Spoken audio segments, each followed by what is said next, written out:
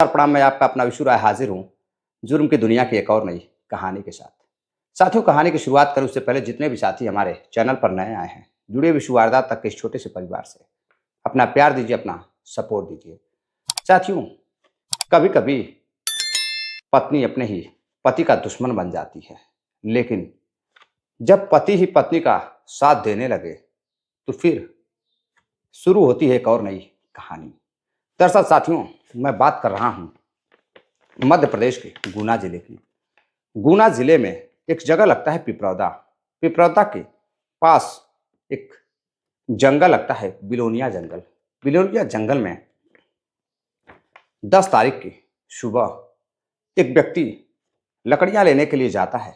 वहां देखता है कि एक व्यक्ति का शव पड़ा हुआ है। अब इधर कपड़े पर, शरीर पर एक भी कपड़े नहीं थे। मृतक के शरीर पर एक भी कपड़े नहीं थे। अब यह देखकर वह सन्न रह जाता है। वह दौड़ते हुए वहां से पास के दुकान पर जाता है। वहां जाकर लोगों को बताता है कि जंगल में एक व्यक्ति का शव पड़ा हुआ है। और जैसे यह बात तो सुनते हैं, दौड़ते हुए उस जंगल की तरफ जाते हैं और फिर देखते हैं तो वाकई में एक व्यक्ति सिर्फ शरीर पर कच्छी पहने हुए, यानी कि उसके शरीर पर कपड़े भी नहीं थे। और फिर लोग उसे देखकर हैरान थे। गले पर कहीं भी चोट के निशान नहीं थे। पुलिस को फौरन ही लोग फोन करते हैं और जब मौका वारदात पर पुलिस पहुंचती है तो फिर उस व्यक्ति की जांच पड़ताल जब करती है, शिनाख्त करती है, तो पता चलता है उसका नाम आनंद है और आनंद पिपरौदा के पास का ही रहने वाला है। अब इधर साथियों, पुलिस सीसीटीवी फुटेज खंगालने लगती है। जब सीसीटीवी फुटेज खंगालती है तो देखती है कि हत्या की रात एक महिला और एक पुरुष दोनों स्कूटी से जंगल की तरफ आ रहे थे और फिर जंगल से ही उस रात स्कूटी से घर जाते हुए देखा गया। अब पुलिस फौरन ही दोनों को सीसीटीवी फुटेज के आधार पर गिरफ्तार करती है। और साथियों, जब गिरफ्तार करती है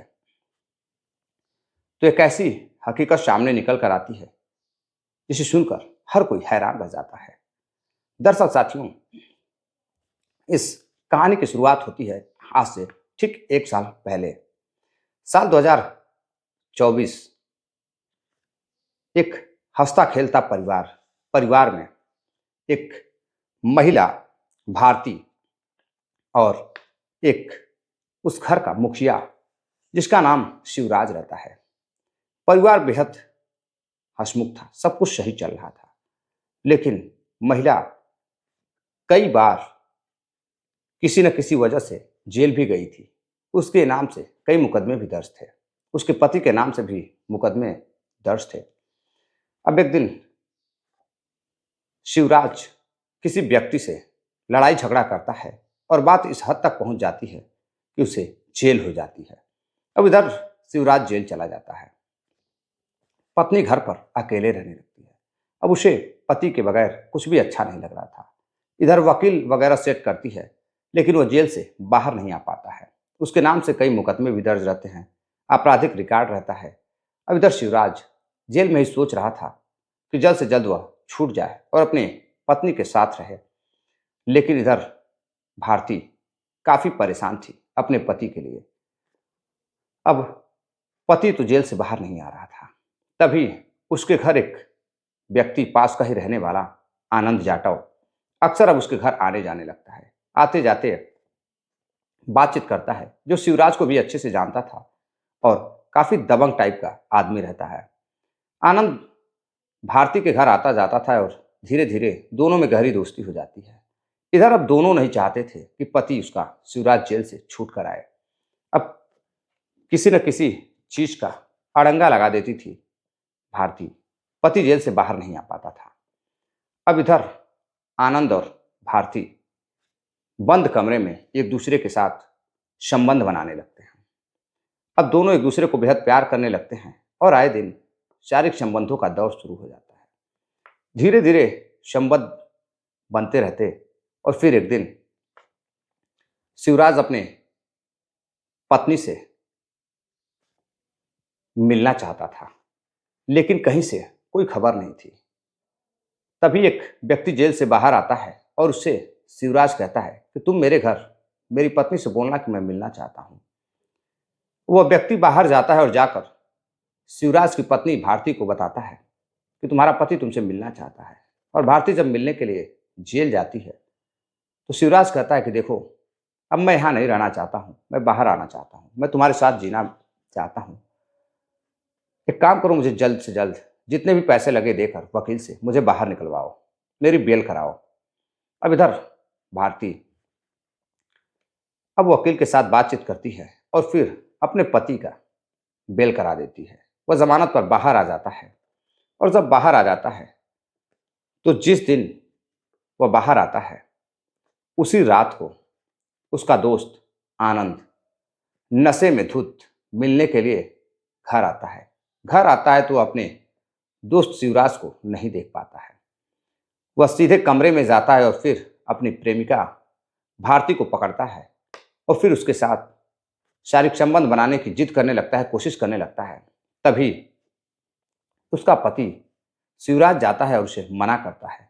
वहां से नशे में धुत आनंद बार बार उसके पति से कह रहा था कि नहीं, मुझे तुम्हारी पत्नी के साथ संबंध बनाने हैं, मुझे मत रोको।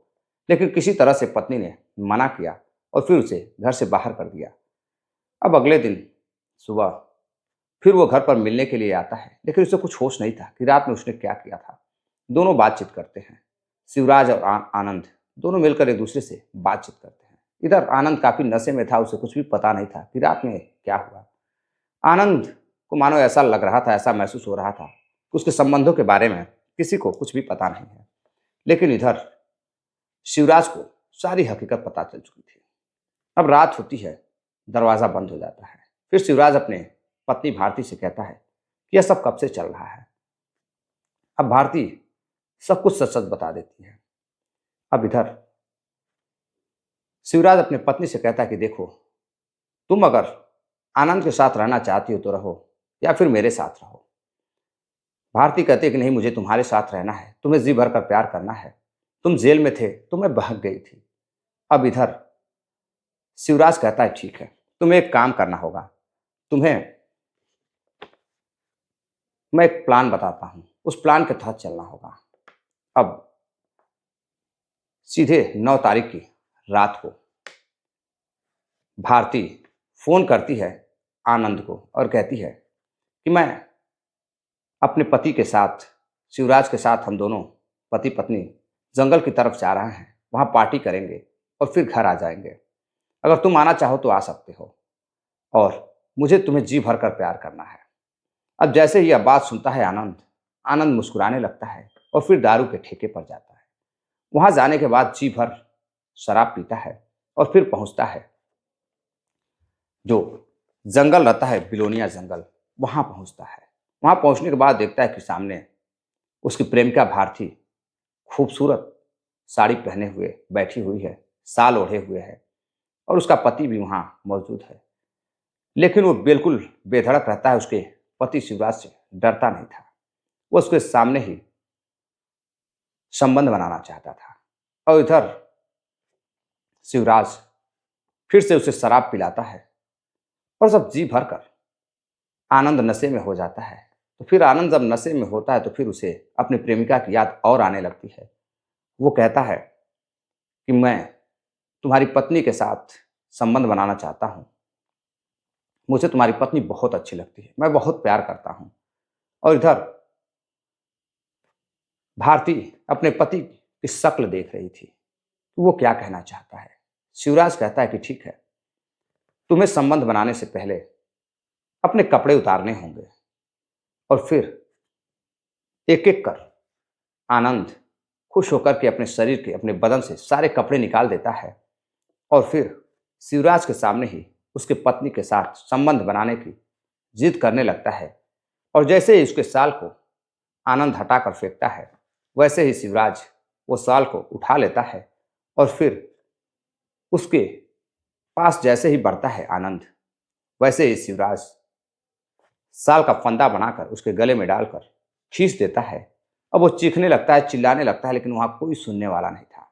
इधर पत्नी उसके मुंह को दबाने लगती है, यानी कि भारती उसकी प्रेमिका और फिर आनंद की जान निकल जाती है। तो इधर आनंद नीचे गिर जाता है और शिवराज उसके गले से शाल निकालकर वहां से सबूत मिटाकर स्कूटी स्टार्ट करता है और फिर अपनी पत्नी भारती को बैठाता है और वहां से सीधे अपने घर चला जाता है। घर जाने के बाद दोनों शांति से घर में आराम से सो रहे थे, लेकिन अगले ही दिन जब बॉडी बरामद होती है तो पुलिस अब जांच पड़ताल शुरू करती है। सबसे पहले सीसीटीवी फुटेज निकालती है, लेकिन सीसीटीवी फुटेज में गाड़ी का नंबर साफ, स्कूटी का पता नहीं चल रहा था।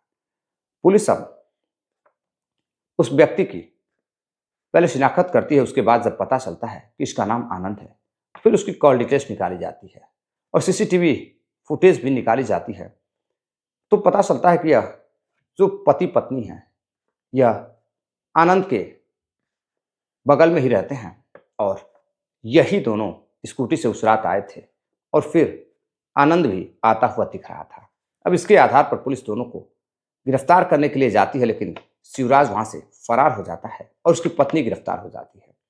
जब उसकी पत्नी गिरफ्तार होती है तो पत्नी से पुलिस पूछताछ करती है, तो पत्नी बताती है कि मेरे पति के सामने ही आनंद मुझसे संबंध बनाना चाहता था, इसलिए मुझे मेरे पति को ये बात नागवार गुजरी और उसने फिर प्लान बनाया और वह आनंद को जिंदा नहीं देखना चाहता था और फिर हम दोनों ने मिलकर आनंद को मौत के घाट उतार दिया। और इधर पुलिस छापेमारी कर रही है, शिवराज की तलाश कर रही है, लेकिन शिवराज का कुछ अभी तक पता नहीं है। फिलहाल उसकी पत्नी को गिरफ्तार कर जेल भेज दिया गया है और पत्नी के नाम से 5 से 6 मुकदमे अभी भी हैं, आपराधिक मुकदमे हैं, और शिवराज के नाम भी कई आपराधिक मुकदमे हैं। यानी कि पति पत्नी दोनों ही एक तरह से कहे तो पेशेवर अपराधी थे। तो साथियों, फिलहाल पुलिस जांच पड़ताल भी शिवराज की कर रही है, लेकिन एक व्यक्ति जो नशे का आदी था और फिर अपने ही दोस्त की बीवी का आशिक बनना चाहता था और अपनी जान गंवा बैठता है। तो साथियों, इस कहानी पर आपकी क्या राय है, कमेंट कर जरूर बताइएगा। चलते चलते कुछ साथियों ने कमेंट किया है, जिनका नाम है सतीश गुप्ता है उत्तर प्रदेश मऊ से, सोहनलाल सेठिया हैं ब्यावर राजस्थान से, सेंट्रल जेल बीकानेर से, सुनील चौधरी जी हैं, डॉक्टर ए के अग्निहोत्री जी प्रयागराज से हमारी कहानी को रोजाना सुनते हैं, राहुल राय हैं उत्तर प्रदेश मऊ से हमारी कहानी को हमेशा सुनते हैं। तो आप सभी साथी वीडियो को ज़्यादा से ज़्यादा शेयर भी करिए, अपना प्यार दीजिए, अपना सपोर्ट दीजिए। मिलते हैं एक और नई कहानी के साथ, तब तक के लिए आप लोग अपना ख्याल रखिए, अपना प्यार दीजिए। जय हिंद, नमस्कार।